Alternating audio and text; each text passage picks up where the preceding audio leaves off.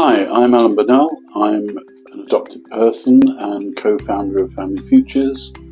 I will be co-hosting with Michael and Alison Workshop 3, which is looking at the complexities and positives, I hope, of dealing with contact that's been made without the knowledge of parents, adopted parents or carers, with birth family members. Either they've initiated it, the child's initiated it, or the family have initiated it, but it's gone on covertly for some time.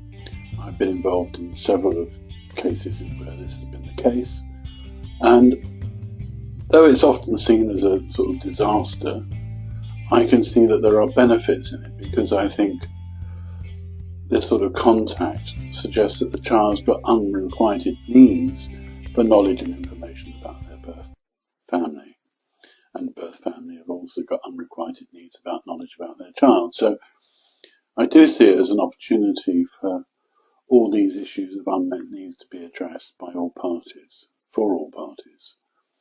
So I hope those of you who participate will see this as an interesting and exciting opportunity to think about contact, which is often seen in this context as problematic.